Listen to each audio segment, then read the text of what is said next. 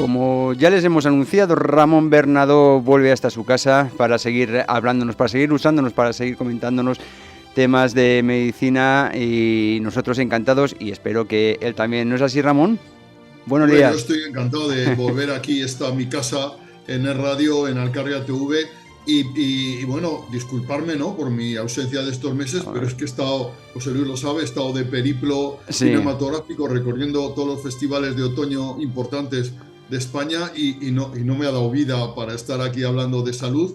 Pero aquí estoy de nuevo, empezamos, y para mí, una nueva temporada, ¿no? Sería Mm, la nueva temporada, empieza hoy, estupendo. empieza en diciembre. Hombre, es Y como dice el refrán, dice, no comer por haber comido. O sea, esto de festivales y acopiando material para tu otra sección en Es la Mañana de Guadalajara, que es la de cine, pues no va mal la cosa.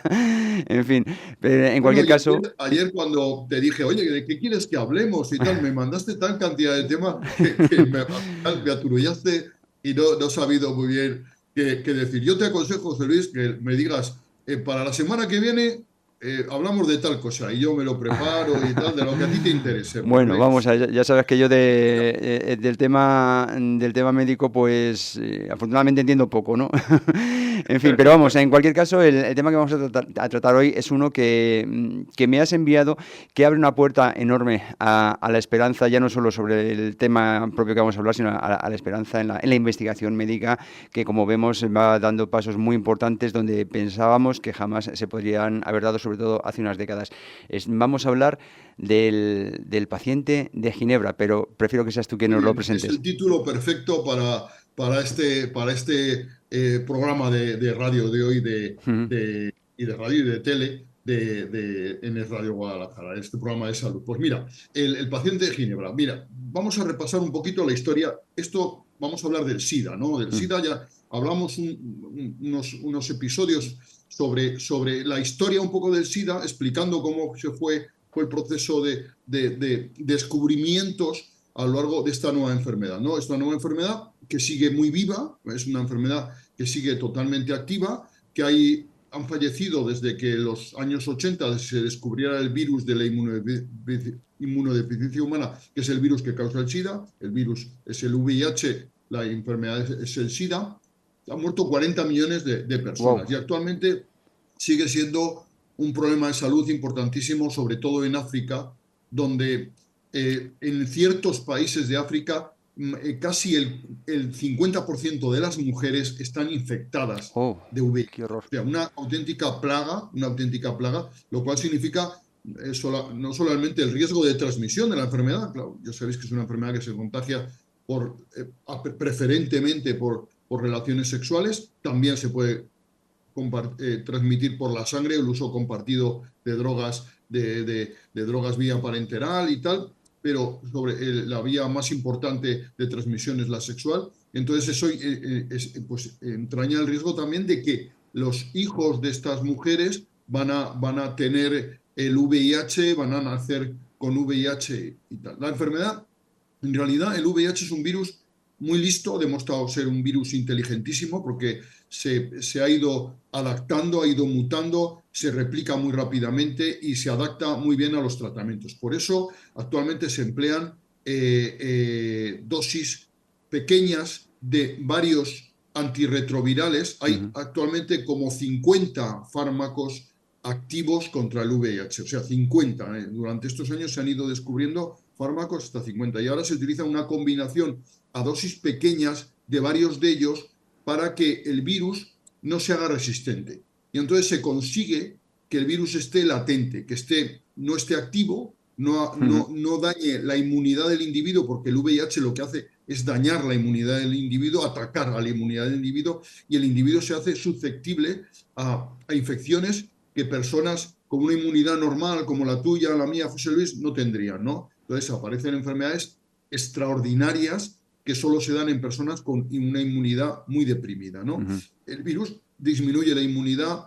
El SIDA es cuando la inmunidad está muy disminuida y aparecen estas infecciones, ¿no? Infecciones que llamamos oportunistas, porque aparecen solo en personas muy deterioradas inmunológicamente. Entonces, estos fármacos antirretrovirales, estos antivíricos, lo que hacen es mantener al virus controlado, impedir que se reproduzca mucho y entonces impedir que afecte a la inmunidad. Pero el individuo sigue infectado y si deja de tomar el tratamiento o si aparece alguna causa adyacente y tal, puede el virus volver a rebrotar y causar patología, ¿no? en el individuo. Entonces, claro, eso obliga al paciente pues a veces a tomar una importante cantidad de pastillas durante toda su vida, ¿no?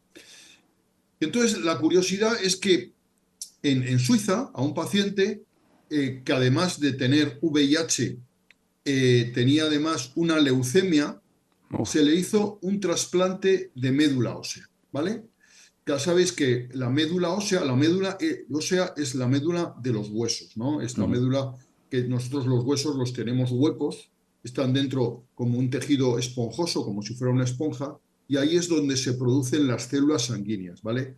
Cuando hablemos de trasplante de médula ósea, estamos hablando de que la médula de los huesos, lo que hacemos es destruirla totalmente, la del individuo enfermo, y le metemos médula ósea de un donante, ¿vale? Que eso se hace como si fuera una transfusión, ¿vale?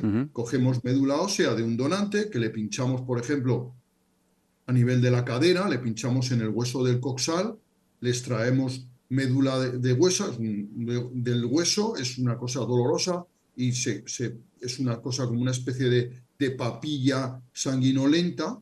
Eso se inyecta en la sangre del enfermo y estas células van a buscar la médula de los huesos para ahí cobijarse, ¿verdad? Es una cosa curiosa, pero es así. Y entonces, de pronto, este individuo que tenía un deterioro de su capacidad de producir sangre, de pronto está produciendo sangre gracias a un trasplante, a un órgano nuevo, que en este caso es un órgano compuesto por millones de células dispersas, ¿no? Que se han distribuido por todo el esqueleto del individuo y empieza a producir una sangre nueva, diríamos, ¿no? Entonces, se comprobó, casualidades de la vida, que a este individuo se le había introducido una sangre con una mutación especial. La voy a leer, es una mutación, la mutación CCR5 delta 32 de las células CD4, ¿vale? Entonces, esta mutación hace que estos individuos sean inmunes al VIH, porque estas células CD4, que son las células defensivas que más se ven atacadas por el VIH, no tienen receptores para el VIH, para el virus. Fíjate qué cosa tan compleja, ¿vale? O sea, de pronto a un enfermo de VIH que además tiene leucemia, le hacemos un trasplante de médula ósea, le metemos médula ósea de un individuo con una mutación especial, ¿verdad? Que luego se descubrió, y entonces estas células que le metemos generan unos CD4 que no tienen el receptor específico para el VIH y en consecuencia el VIH no les afecta, ¿vale? Vale. Y entonces de pronto descubrieron que este paciente, como decíamos, el paciente de Ginebra, de pronto se había curado el VIH. ¿Me explico? Había conseguido con los fármacos que tomaba y encima la incapacidad de sus células CD4 de acogerlo, había sido destruido totalmente el VIH y el paciente se había curado. El primer paciente El que primer se cura paciente. de VIH en la historia, ¿no? Es este paciente, ¿no? Ya sabíamos que había pacientes que aunque se contagiaran del VIH, o sea, aunque tuvieran contacto con el VIH, no se infectaban, ¿verdad? Eso era un poco un misterio, porque decíamos, el famoso, en los años 80 se hablaba del misterio de las prostitutas ¿dónde era? De Nigeria, ¿me explico? Porque había un colectivo de prostitutas en Nigeria que habían tenido miles de contactos, o cientos de contactos con pacientes VIH y no se habían contagiado. Y era una especie de misterio. Y el misterio es porque sencillamente estas tenían esta mutación genética, estas chicas tenían esta mutación genética y por lo tanto no se podían infectar de VIH. ¿Verdad? Curioso. Entonces, Entonces, este pregunta caso... porque ya sé que es un asunto complejo de entender No, no, y pero, hombre, muy, afortunadamente muy interesante, ¿no? Es muy sí, sí, bonito. no, desde luego, como decíamos, una puerta de esperanza y es muy complejo, pero afortunadamente tenemos aquí al doctor Bernardo que nos lo explica, pues eso, de un modo tan claro y tan llano que todo lo podemos asumir, incluso si no pertenecemos a la comunidad científica como suele ser el caso, ¿no? Pero decíamos, ha sido entonces casi por casualidad, y casi por casualidad se ha desvelado este misterio que decías, por qué hay quien sí y quien no se contagia. Pero la pregunta es, ¿esto se puede extrapolar? Es decir, a partir de esta supuesta, bueno, más o menos, no casualidad, evidentemente, hay muchísimo trabajo porque este paciente creo que llevaba más de 30 años diagnosticado de VIH. Eh, a partir de ahora, esto es un antes y un después, ¿se puede comenzar a aplicar este tratamiento a cualquier paciente de VIH? No, la Ah, respuesta clara es no, no, mm, no. Y te digo por qué. Porque, claro, esta mutación es extraordinariamente rara. mm, Encontrar donantes de médula ósea suficientes como para tratar a todos los enfermos de VIH que hay, no hablemos en el mundo, por ejemplo en España, ¿no? mm. O en cualquier país europeo, sería imposible. No, No, no hay no, bastantes. no, no hablo ojalá lo subiera, ¿no? Pero que no me refiero a eso. Quiero decir esto a cualquier paciente de VIH que sí dé con un donante de médula ósea compatible, digamos, el efecto sería también la curación.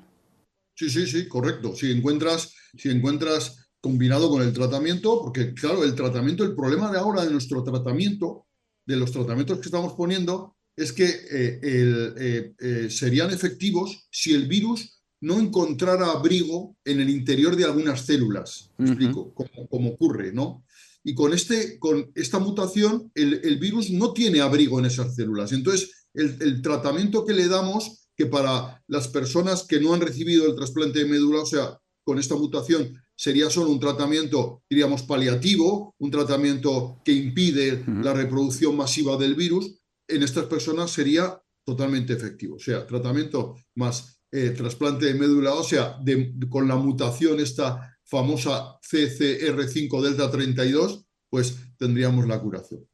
Claro, lo que pasa es que, claro, esto, como no, si encontramos un paciente, un donante, pues podemos tratarlo y tal, es muy difícil porque donantes de médula ósea con esta mutación es una mutación rara, no sé el porcentaje, pero imagínate que es 1 de cada 1000 donantes tiene la mutación. Bueno, no tendríamos suficiente, pero si se encontrara el donante se podría curar el VIH, ¿no?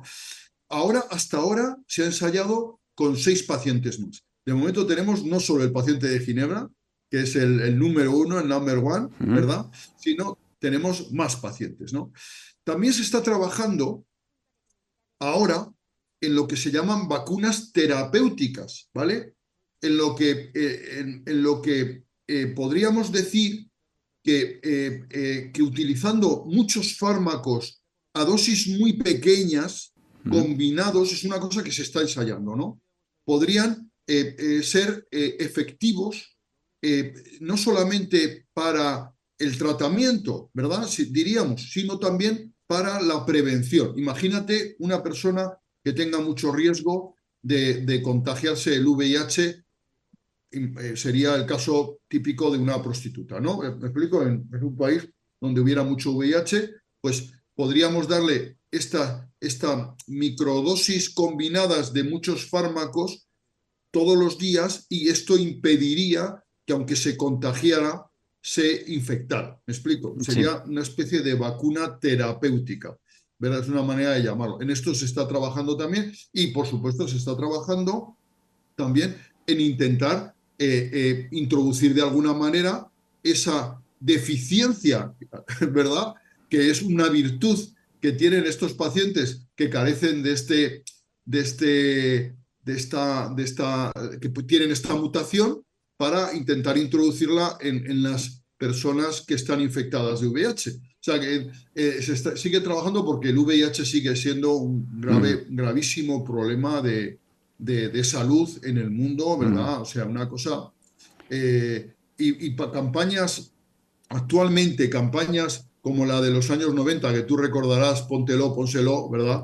Sí. que iban encaminadas pues, a evitar los embarazos no deseados, pero también las enfermedades de transmisión sexual, pues el uso del preservativo sigue siendo muy, muy recomendable en todas las personas que realicen actividad sexual, diríamos, fuera de la pareja habitual o fuera de la Ujú, pareja arreglada, ¿no? ujú, Entonces, si las relaciones sexuales son esporádicas, con personas desconocidas o no testadas, pues lo aconsejable siempre es usar el preservativo. El preservativo es un instrumento de salud imprescindible porque en pleno siglo XXI, lamentablemente, seguimos viendo gonorreas, seguimos viendo VIH, ujú, hepatitis C, hepatitis B, ¿verdad? Clamidias, el otro día me venía una paciente con clamidias a la consulta, pues que son enfermedades de transmisión sexual, ujú, ¿verdad? Y que con el uso del preservativo se evitan, ¿vale? Se ujú. evitan. Bueno, pues ya hemos visto Entonces, que ya hay resultado muy preservativo, satisfactorio. preservativo, para el SIDA, preservativo. Ujú, que, Campañas como Póntelo, Pónselo serían otra vez resucitarla, sería necesario, ¿no? ujú. Desde luego, y sobre todo pues la formación, ¿no? El darnos cuenta que lo del VIH no es una cosa que pasó en los 80, no, no, que como dices tú, 40 millones de personas han muerto por VIH, me he quedado a cuadros. Sí, sí, sí, Y no, estoy de todavía acuerdo. está activo, claro, en el momento en el que, digamos, en el primer mundo está más o menos controlado en lo que llamamos el primer mundo, como que ya miramos por otro lado, ¿no? Pero la realidad es bien diferente. Hemos visto que este primer caso exitoso además ha abierto puertas a la investigación y yo te voy a hacer una pregunta desde mi desconocimiento que no sé si ya me estoy metiendo en la ciencia ficción, ¿no? Yo no sé, porque claro, el problema aquí, entonces el principal problema es que no hay donantes de médula ósea de una determinada característica para todo el mundo, pero se podría de algún modo, si no la médula ósea, sino alguna parte de la médula ósea sintetizar, es decir, se podría hacer en laboratorio para poderlo, digamos, propagar como tratamiento en todo el mundo. Sí, bueno, sería conseguir que esa mutación, de alguna manera hacerla efectiva en los pacientes VIH, ¿no? O sea que, me explico, si de pronto consiguiéramos que sus células CD4 tuvieran esta mutación, que pues conseguiríamos efectivamente curar. Se está investigando en eso, se está. Mira, hablando de las casualidades, Sí. hace como 100 años, un poco más o menos, de pronto un investigador, ¿verdad? Encontró que en sus cultivos de bacterias, si crecía un hongo, las bacterias desaparecían alrededor del crecimiento del hongo. Ese hongo se le llamaba, se conocía ya con el nombre de Penicillium notatum. Y este investigador, ¿verdad? De pronto descubrió la penicilina que ha salvado, se dice que más de 80 millones de personas a lo largo de su historia en el mundo gracias al uso de la penicilina, ¿no? O sea que las casualidades hacen avanzar la ciencia, ¿no? Eso es así, Desde ¿verdad? luego, fue, sí, si no me equivoco, fue cuando Alexander Fleming se dejó, Alexander Fleming, digamos, especial. sin limpiar determinadas placas de experimentación y observó esto que acabas de decir. Me parece que fue así la historia, pero sí, muchas Sí, sí, veces. sí, efectivamente así. De pronto observó que en algunas había crecido un hongo y alrededor del hongo las bacterias se habían fallecido. No había crecimiento bacteriano. Entonces, ese hongo que ya tenía nombre, es un hongo que ya se llamaba Penicillium notatum, nos dio a descubrir la penicilina. Y luego, antes de irnos, Sí. José Luis, dos cositas nada más. Bueno, estamos en campaña de vacunación de la gripe y del COVID. Ya sabes, yo me he vacunado de gripe y de COVID, muy contento de haberme vacunado de las dos cosas perfectamente en mi centro de salud. Agradecer mucho a las enfermeras y al sistema sanitario público que me vacune de estas cosas. Insistir, todas las personas mayores de 60 años o que tengan patologías como hipertensión, diabetes, colesterol elevado, enfermedades reumáticas, enfermedades respiratorias, se deben de vacunar. La vacuna es excepcionalmente eficaz, es estupenda. Y este año es una vacuna trivalente. Hay 3 virus diferentes que componen la vacuna, ¿no? Que está la vacuna A Darwin, la vacuna A Thailand y la vacuna H3N2, ¿verdad? Que son las 3 componentes que nos protegen de 3 tipos diferentes de gripe, porque la gripe, el que es muy desgraciado, la puede pasar hasta 3 y 4 veces al año, porque hay diferentes cepas de virus que causan gripe, y uno muy desgraciado puede infectarse 3 veces al año de gripe. Dice, ya sé que es difícil, pero es posible. Pero puede pasar. La vacuna te protege de las 3 gripes que puedes coger.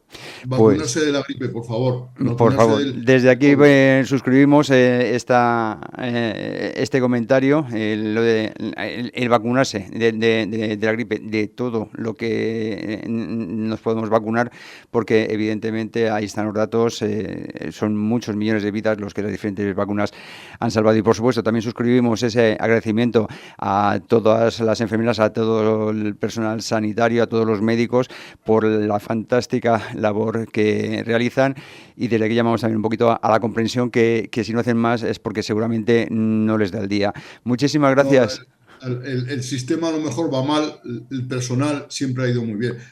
Te cuento una anécdota, José Luis. Entré al despacho de la enfermera y me dijo la enfermera, ¿y usted qué años tiene? Como diciendo, usted es muy joven para vacunarse. Yo estoy súper contento. Vamos, ya. Me dijo, bueno, sí. Te alegro el día. Tú eres muy joven. Muchísimas gracias, Ramón Bernardo, por supuesto, como médico y, por supuesto, como colaborador. Hablamos mañana ya de cine, ¿de acuerdo? Muy feliz de estar aquí con vosotros. Muchos besos. Muchas gracias a todos.